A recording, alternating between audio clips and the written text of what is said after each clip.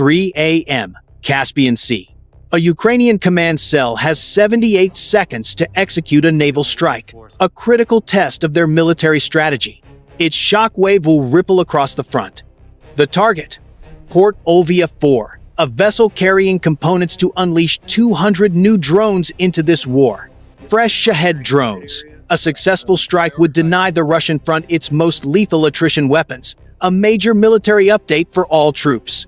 For months, this gives Ukrainian army soldiers the space they desperately need to advance, a strategic blow of immense military power. It could be the move that forces negotiations, but if any part of their complex military strategy fails, the consequences are dire. This shipment unleashes a new wave of attacks, overwhelming Ukraine's Air Force defense systems and grinding their counteroffensive to a halt. The clock started 24 hours ago. Intelligence, like urgent military news, lit up screens in a Kyiv bunker. The target? Port Olvia 4. It was loaded with Shahed components, enough to fuel the war for months. It had just entered the Caspian. The problem was its protection. A $500 million Navy security detail, a screen of warships and advanced defense systems, and less than 48 hours until docking. A conventional attack was impossible. But in modern warfare, a single mistake is fatal. Their entire defense network was aimed at the sky. They watched for missiles, for Air Force threats. They were not looking at the water. A high-stakes gamble was now in play. The order was given. A civilian cargo ship, already in the Caspian, deployed the Sea Baby. A new class of naval drones was now active. For the next 24 hours, it covered 200 miles on silent motors. A ghost closing on an ambush point, directly in the convoy's path. At 3:40 a.m., the wait ends. The Sea Baby lies dead in the water. A gray phantom in the fog, its defense technology systems fully active. In Kyiv, the convoy appears as heat signatures on a glowing screen. They lumber straight into the trap. The final tactical window is open. Ghost, execute, the commander orders. The command is sent instantly. A spring-loaded decoy drone rockets into the air. A simple piece of tech, but its radar signature is the key to this military operation. Its heat source perfectly mimics one of the most feared modern weapons, an incoming cruise missile. It paints the target, a terrifying target on Russian screens. Simultaneously, the Sea Baby's engine roars to life. All pretense of stealth is now gone. It barrels toward the convoy at 50 miles per hour. Aboard the Russian corvette Tushka, the radar operator's blood runs cold. His screen erupts with two high-priority threats. One is a textbook missile. The other, a fast surface target he absolutely cannot identify. His doctrine, his training, all he learned as one of their soldiers, screams that the missile is the primary threat in this warfare. He has mere seconds to decide. He is about to make the single worst decision of his career. Aerial target, bearing 090, engage, he screams. The order echoes to the Mi-8 helicopter overhead. In this global conflict, every second counts.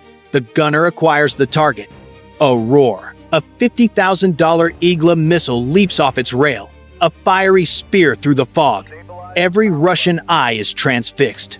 Every sensor is locked on the intercept. But while they watch the magician's right hand, they never saw what the left was doing. The instant the Igla launched, the Sea Baby's mission profile changed. It was no longer just a torpedo.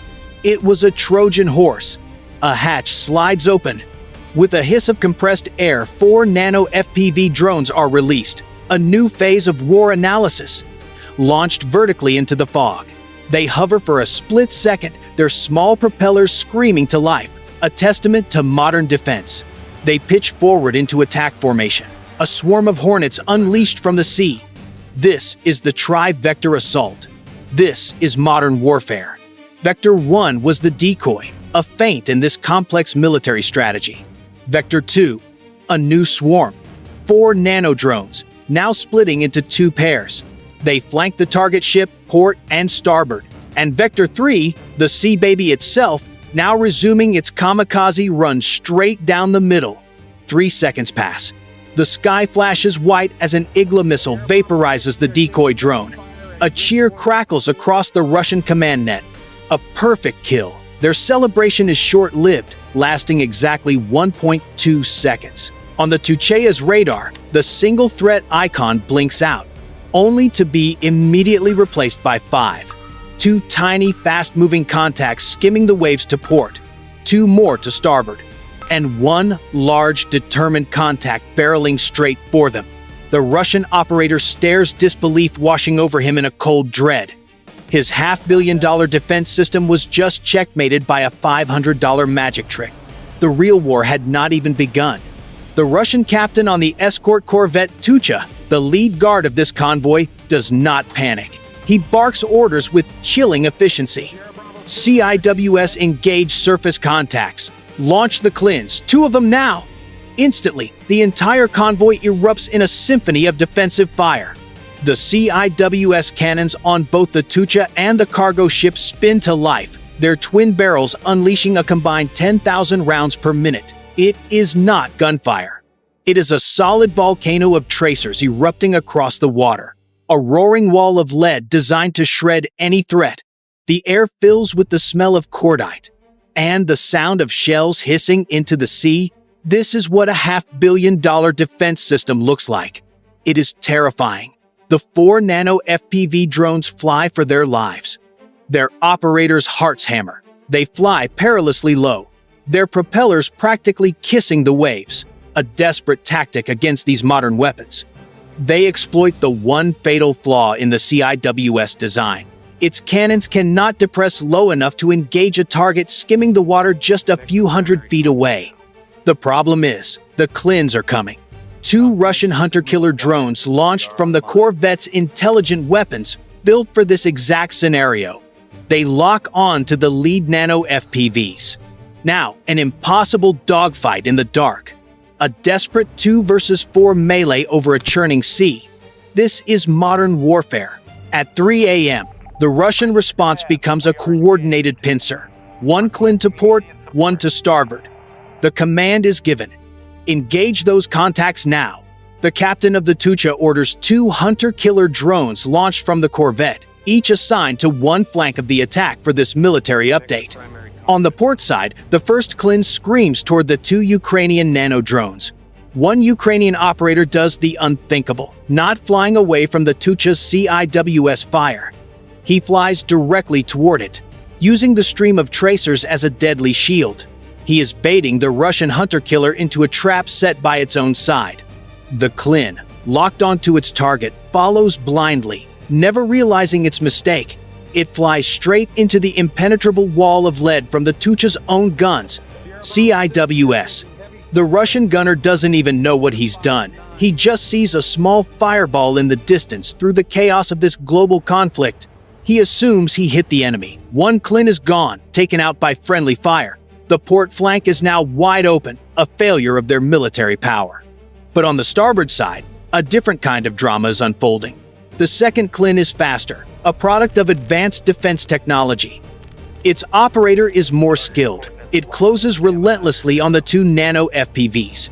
The 2 Ukrainian operators make a split-second, unspoken agreement. One of them peels off, drawing the Clin's full attention, while the other punches the throttle and sprints past towards the Port Olya 4. The first operator, now cornered, makes no attempt to escape. He pushes his throttle to the max and flies straight at the Russian drone. It's a $200 drone against a $50,000 hunter-killer, a kamikaze attack. The war analysis is brutal. The 2 drones meet. A small, violent explosion of shattered carbon fiber and electronics. A trade has been made. 1 Ukrainian drone for 1 hunter-killer, and more importantly, for a clear path to the target. In less than 1 minute, both Clins are down. The board has been cleared for the next phase of this war. 1 Ukrainian drone is gone, a calculated loss in this deadly exchange. But 3 survivors, 2 port, 1 starboard, break through the chaos. Their dogfight ends. The drones now scream unopposed. A clear run toward the primary target, the Port Olya 4. Its close-in defense systems neutralized. On the bridge of the Port Olya 4, the Russian captain watches in disbelief. 3 hostile drones, like hornets, closing fast. His advanced defense is gone. He has only his troops. All hands, engage! Repel drones! The command echoes across the comms. The deck of the Port Olia 4 explodes into action. 30 soldiers armed with AK-74s and PKM machine guns throw up a desperate wall of lead. Tracers slice through the dense, foggy air. This turns the final 1,000 feet into a shooting gallery from hell. For the Ukrainian operators, their screens are a blizzard of incoming fire. It's a hurricane of hot metal. A Russian soldier shoulders a DP-61 grenade launcher. He takes aim. He fires. The round detonates 50 feet ahead of the portside drones. One is rocked by the concussion, its camera feed glitching wildly before the operator wrestles it back under control. The second drone on the flank is not so fortunate. It flies straight into the cloud of shrapnel. The camera feed cuts to black. One target down. A minor victory for the defenders, but it is not enough. The time, 3 a.m. The surviving portside drone continues its attack run. It dives low, skimming the dark waves, then plunges straight into the massive churning propeller of the Port Olia 4. The small 0.4 kilogram shaped charge detonates. A muffled thump. It is a surgical strike. A jet of molten copper punches through the half-inch steel of the propeller blades. A marvel of defense technology. The blades shatter. The drive shaft seizes. The 2,000-ton cargo ship lurches, then drifts, dead in the water. A critical hit in this global conflict. A sitting duck. But as all eyes fix on the Port Olia 4, they have forgotten Vector 3. On the escort corvette Tucha, operators watch the chaos unfold. Their attention is completely diverted. Only when their own proximity alarms shriek to life do they understand their fatal military strategy error. They turn to see it, the Sea Baby. No longer a radar blip, but a 30-foot black monster slicing through the water. A dark arrow skimming the waves, now less than 400 feet away and closing at 50 miles per hour. There's no time to train the CIWS defense systems. No time for a missile launch. All the Navy troops can do is watch as 2,000 pounds of high explosives, guided by a relentless AI, homes in. It slams into the hull at the waterline. The sound is not an explosion. It is a physical concussion that rips the very air apart in this brutal war. The $50 million corvette is not just hit. It's broken. The blast wave snaps its spine. A bubble of superheated gas instantly vaporizes tons of seawater. It lifts the 950-ton warship sideways as if it were a toy. Then the void collapses. The Caspian Sea rushes back, smashing the hull with incredible force. A force even more brutal than the blast itself. The keel snaps with a bone-chilling crack that echoes across the fog. A secondary fireball erupts from its ammunition magazine. A final, brilliant orange flash pierces the pre-dawn gloom. The bow and stern of the proud warship point toward the sky for a final, defiant moment.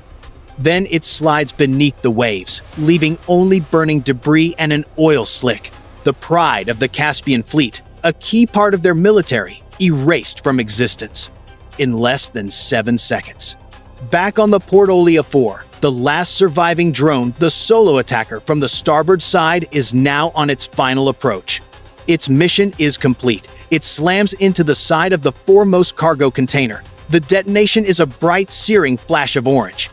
The shaped charge pierces the thin metal wall, instantly igniting the Shahed drone components and packing materials held within. These weapons burn hot. A fire begins to rage. A burning cancer, cooking off sensitive electronics and the solid rocket fuel stored inside. A grim military update unfolds. Flames erupt 200 feet into the night sky. They cast a ghastly orange glow on the thick fog, a beacon visible for dozens of miles. The air grows thick with burning electronics and diesel, punctuated by the shriek of tortured metal as the ship's hull begins to buckle under the heat. On deck, the remnants of the 30-man security detail plunged into the frigid black water. They chose the slow certainty of the cold over the roaring inferno behind them. The Russian military's roar was silenced. Before sunrise, the strategic dominoes began to fall. Within 24 hours, the narrative shifted. The burning hulk of the Port Olia 4, now grounded and listing, was a toxic, immovable barricade. paralyzing all naval traffic in and out of the port of Olia. Russia's primary sea lane for Iranian weapons was severed. This forced them to reroute all future shipments of modern weapons over land. A slower, costlier route running directly through a kill box known as HIMARS country. The shock wave was felt 600 miles away at the Shahed assembly plant. Production quotas were slashed by 30%. The assembly lines starved for parts. An expected surge of Shahed drones over Crimea never materialized. The Ukrainian Air Force, its defense systems freed, refocused assets to the ground war. Below clearer skies, Ukrainian army troops exploited the gap. They punched through Russian lines, liberating 5 square miles of territory. But a true war analysis reveals what Ukraine truly accomplished. One must examine the 4 layers of this military victory. First, satellite imagery confirmed the kill. 1 Karakurt-class corvette sunk. 1 2,000-ton cargo ship a total loss. $100 million in critical drone components incinerated. This was never about one shipment. Ukraine didn't just sink a ship. They shattered an entire logistics chain for this global conflict. The Iran-to-Caspian to Alabuga route. It was the express lane for Russia's drone warfare. Fast, cheap, and reliable. Ukraine just terminated the service permanently as footage of the wreck went viral.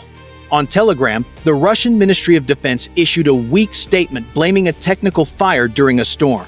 A storm in fog so dense visibility was zero. The lie was transparent. The myth of Russian military power in its own waters was shattered. Do they pull their remaining Navy corvettes from the Odessa blockade to protect Caspian shipping? Doing so opens a vulnerability for Ukraine in the Black Sea.